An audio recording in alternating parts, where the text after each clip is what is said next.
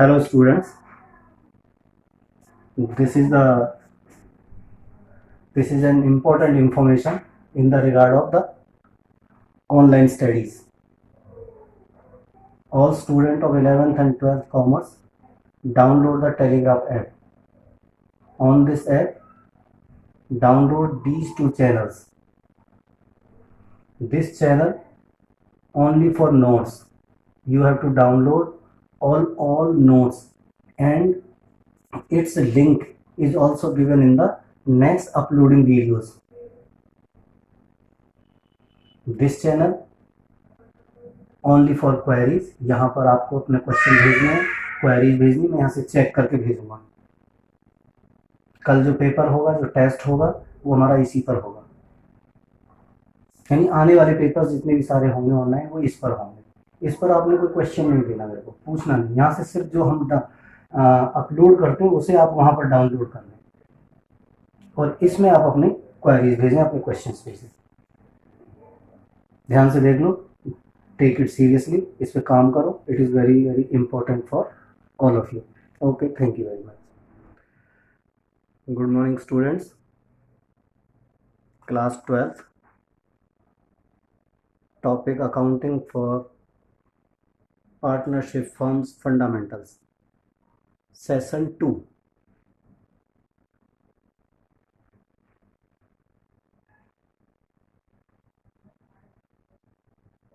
Session 2 हमने कल वाले सेशन में पढ़ा था डीड के अंदर क्या क्या लिखा होता है। इफ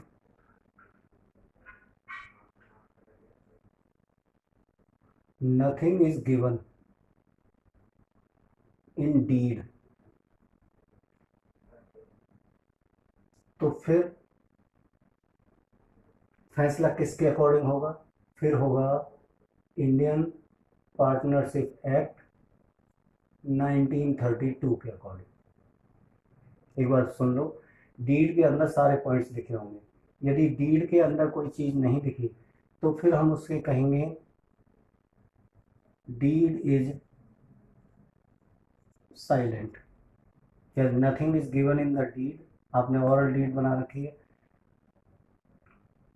एक होती है ओरल और एक होती है रिटर्न। यदि आपने रिटर्न नहीं बना रखी और ओरल बना रखी है और किसी डिस्प्यूट के केस में फैसला कैसे होगा, तो 4-5 पॉइंट है, उनको आप ध्यान से लेंगे। According to Indian Partnership Act 1932 apply होगा, उसके अकॉर्डिंग होगा।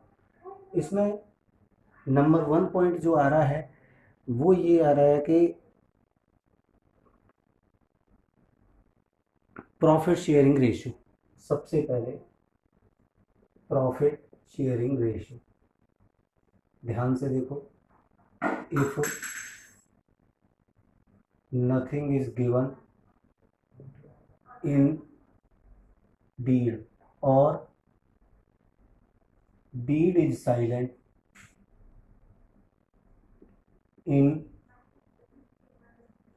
in case of profit sharing ratio, then this will be equally distribute किया जाएगा 1:1:1, जितने भी पार्टनर है सबके बीच में। एक बार फिर देख लो कि प्रॉफिट शेयरिंग रेशियो आपने डीड में मेंशन नहीं करी। If nothing is given in the mention और डीड इज साइलेंट है, उस टाइम कहेंगे डीड साइलेंट है, तो फिर प्रॉफिट कैसे बटेगा आपस में? इक्वली बटेगा। ये फैसला किसके अकॉर्डिंग होगा? ये इंडियन पार्टनरशिप एक्ट का प्रोविजन है 1932, यानी इंडियन पार्टनरशिप एक्ट 1932 के according profit sharing ratio equal रहेगी यदि डीड साइलेंट है। यही पॉइंट था, पॉइंट को ध्यान रखो। नंबर टू पॉइंट कहता है interest on capital. Interest on capital, फिर वही कहानी, इफ डीड साइलेंट तो no interest allowed to partners on their capitals. आपको पता है ये एक बिजनेस है, ये ए है, ए ने 1 लाख रुपए एज ए कैपिटल, यदि डीड के अंदर लिखा हुआ है 8%, तो मिलेगा 8, तो कैसे मिलेगा? 1 लाख इंटू 8/100, तो 8,000 रुपये मिलेंगे, तब तो मिलेगा।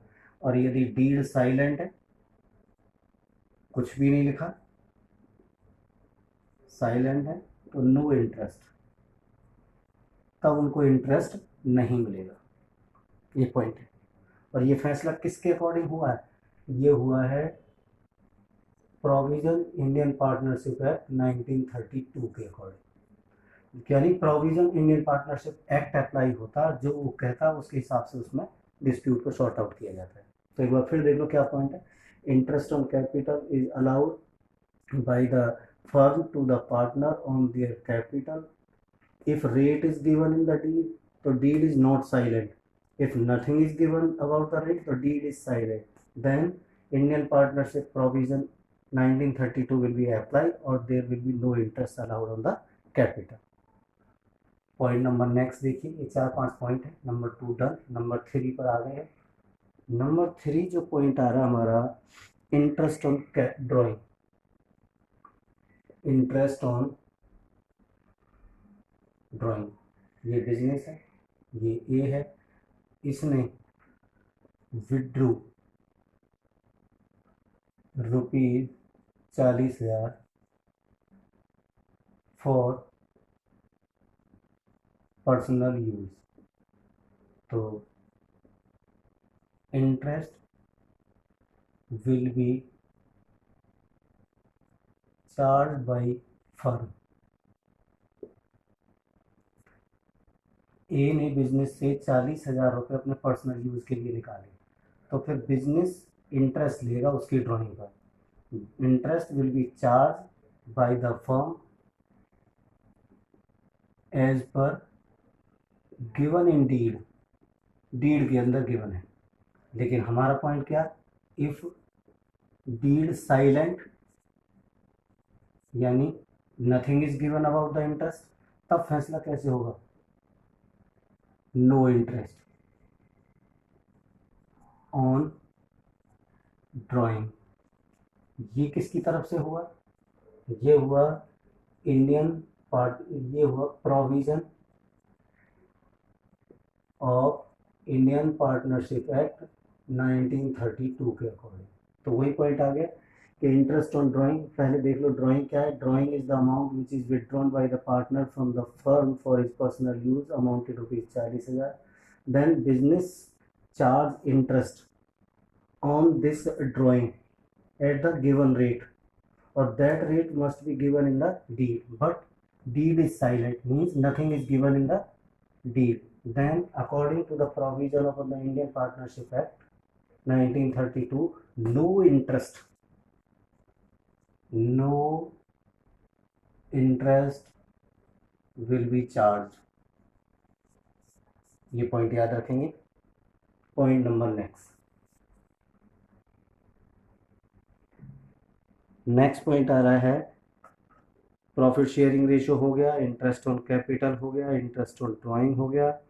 अब आ गया इंटरेस्ट ऑन लोन। इसमें ये इंपॉर्टेंट पॉइंट है, ध्यान से देखा। इंटरेस्ट ऑन लोन और advance by the partner to the firm. Clear? अब यहाँ एक फर्म बना लेते हैं। ये फर्म है, ये ए है, और ए ने फर्म को लोन दे रखा है। कल आया था पॉइंट, ए ने कैपिटल दी, लेकिन ए ने लोन भी दिया। लोन उसने 60,000 रुपये का दिया, कैपिटल उसने 2 लाख रुपए की लगाई। Capital and loan both are separate. Capital is invested by the A in the business, but loan is the separate transaction which is given by the A to the firm. So firm is liable to pay interest on this loan as per interest allowed as per deed, यानी deed के अंदर 7% लिखा है, 8% लिखा है, 9% लिखा है, या कुछ भी लिखा है, उसी के हिसाब से दिया जाएगा। लेकिन क्वेश्चन ये है कि if nothing is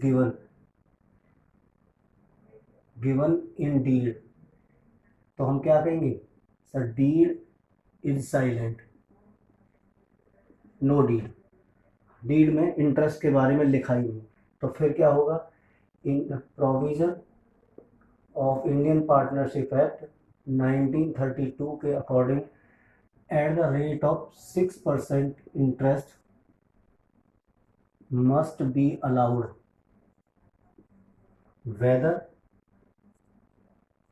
whether the firm is facing losses।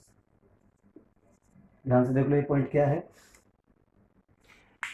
Interest on loan, ये पॉइंट है इंटरेस्ट ऑन लोन और एडवांस, लोन को एडवांस भी कहते हैं, by the partner to the firm, sometime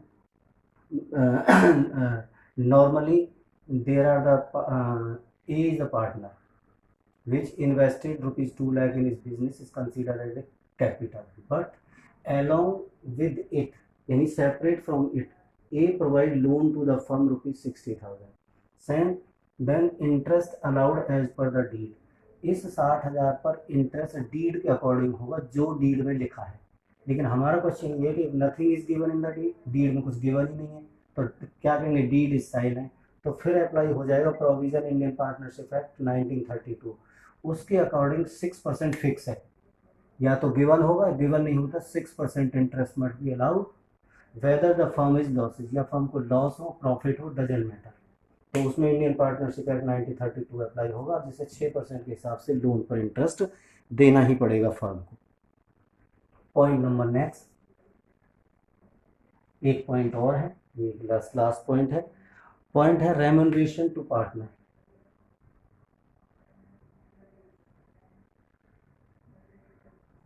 remuneration और सैलरी और कमीशन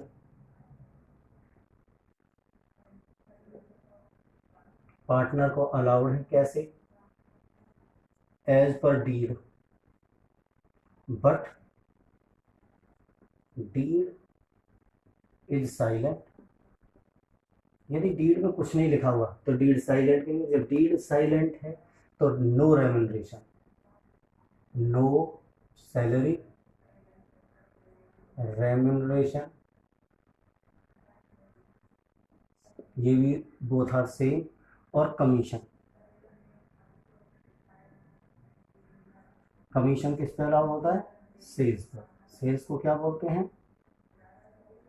टर्नओवर, टर्नओवर, तो इस टर्नओवर पर जो कमीशन है वो भी नॉट अलाउड, नॉट अलाउड, ठीक है। पार्टनर को काम करने के बदले सैलरी मिलती है, सैलरी मिलेगी जो डीड में लिखा होगा, लेकिन डीड में कुछ नहीं लिखा हुआ तो सैलरी उनको नो अलाउड, नॉट अलाउड, ना सैलरी मिलेगी, ना रेम्यूनरेशन मिलेगा, ना कमीशन जो सेल्स पर मिलता है किसी भी पार्टनर को। तो यहाँ पर भी क्या अप्लाई हो गया कि सर यहाँ पर provision Indian Partnership Act 1932 apply होगा। ये 5 पॉइंट है, उसके हिसाब से फैसला होगा। इसके बाद अब चलते हैं नेक्स्ट पॉइंट पर। अब इसमें बनेगा, सबसे पहले आपने 11 में पढ़ा है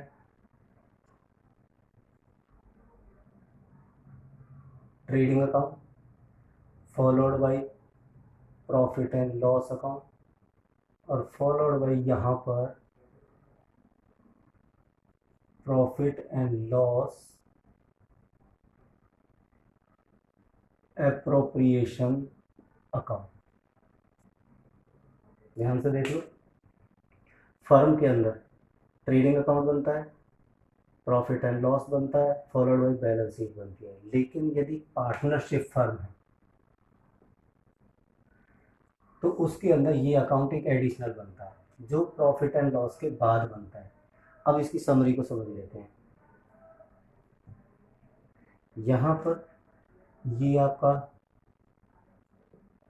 ट्रेडिंग अकाउंट, सपोज करो ट्रेडिंग में 2 GP 1,00,000 रुपए, तो हम किस में ट्रांसफ़र करते हैं सर, इसे प्रॉफिट एंड लॉस में भेज देते हैं बाई GP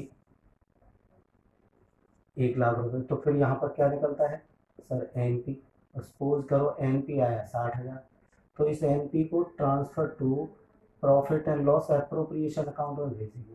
तो इसके बाद profit and loss appropriation account बनाना है हमें, ठीक है। तो ये जो NP है वो इसमें आ जाएगा बाई प्रॉफिट 60,000 रुपये, और as per profit and loss account, ये मैंने लिख दिया। अब एप्रोप्रिएशन का मतलब है अब इस प्रॉफिट को पार्टनर आपस में बांटेंगे, क्योंकि फर्म में कई पार्टनर हैं, तो अब ये प्रॉफिट फर्म का आ गया, अब ये उनके लिए अवेलेबल है, तो डिस्ट्रीब्यूट करेंगे। एप्रोप्रिएशन का मतलब डिस्ट्रीब्यूशन। लेकिन कुछ एप्रोप्रिएशंस होती हैं, उनको इस प्रॉफिट से एडजस्ट किया जाता है।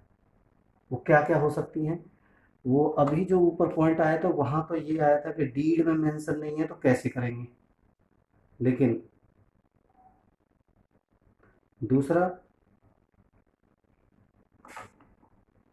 ध्यान से देखिए, प्रॉफिट एंड लॉस, सबसे पहली appropriation to interest on capital, A और बी दोनों का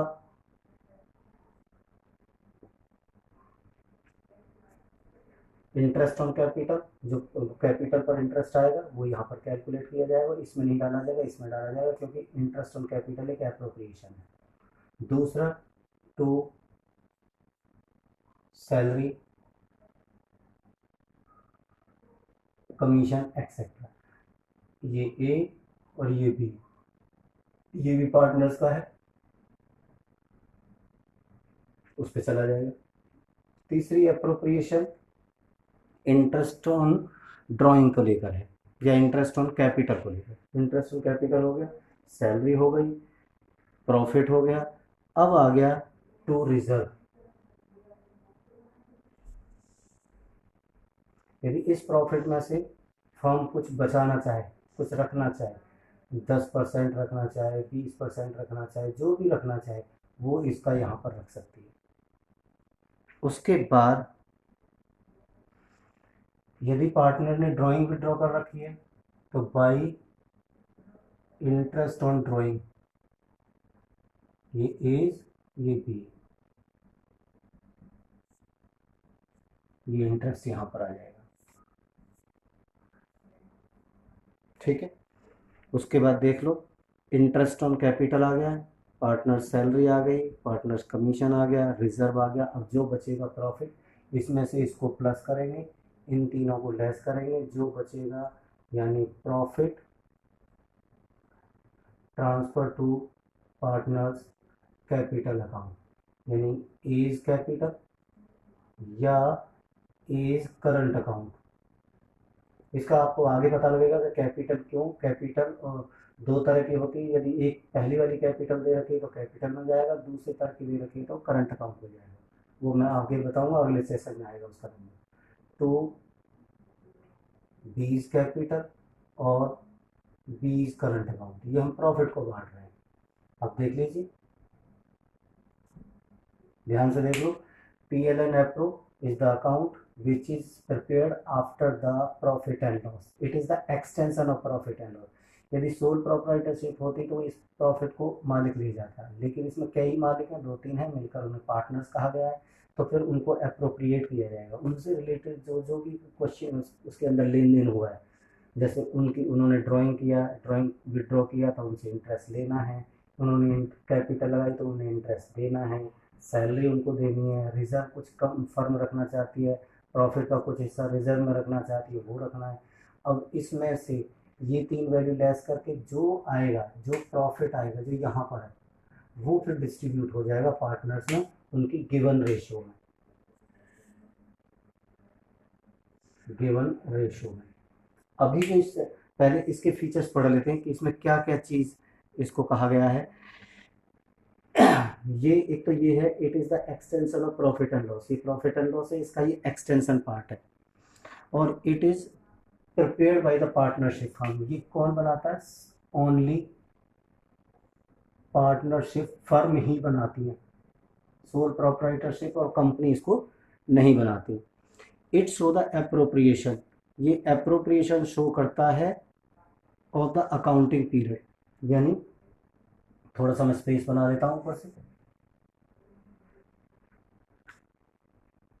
ये एप्रोप्रिएशंस यानी डिस्ट्रीब्यूट करना। ये जो प्रॉफिट है इसे पार्टनर्स में डिवाइड करेंगे तो पहले उनकी एप्रोप्रिएशंस को सेट करते हैं इसमें से। तो दो फीचर इस समझ में आ गई। Profit and loss appropriation is the account which is prepared after the profit and loss, और it is the extension of the profit and loss. Number 2, this account is only prepared by the partnership firm, और this is prepared for the appropriations. किसके लिए बनाया जाता है? Only appropriation, जो partners में आपस में चीज़ें डिवाइड होंगी। और इसका मतलब है entry in this account are passed given the effect of the deed. इसके अंदर एक मेजर पॉइंट जो है वो ये है कि पार्टनरशिप डीड को फॉलो किया जाता है। इसमें 100% पार्टनरशिप डीड के अकॉर्डिंग फॉलो होगा। और यदि डीड में कोई चीज़ नॉट मेंशन है, नॉट मेंशन, तो उसके पॉइंट मैंने अभी डिस्कस किया आपके साथ, तो वो फैसला किसके हो, कौन करेगा? फिर इंडियन पार्टनरशिप एक्ट 1932 करेगा। इसमें सारी चीज़ डीड के अकॉर्डिंग आएंगी, और यदि डीड में नहीं गिवन होंगे तो इंडियन पार्टनरशिप एक्ट 1932 अप्लाई होगा। वो 5-6 आइटम है, उनका हम ध्यान रखेंगे। उसके बाद इसका जो नेचर है वो कौन सा नेचर है? नॉमिनल नेचर है। नेचर कौन सा है इसका? एक चीज़ और याद रखो, नेचर नॉमिनल। नॉमिनल का मतलब क्या होता है कि ऑल एक्सपेंसेस डेबिट और ऑल इनकम्स क्रेडिट। तो देखो ये एक इनकम थी तो इसको क्रेडिट किया, ये एक्सपेंसेस थे तो इनको डेबिट किया। तो इसको रिवाइज करो, इसको फेयर करो और बहुत अच्छे से इसकी तैयारी करो। क्योंकि इसके बाद जस्ट न्यूमेरिकल्स आएंगे और उसका सेशन मैं अभी प्रिपेयर कर रहा हूँ। तैयार करो। Okay, thank you very much.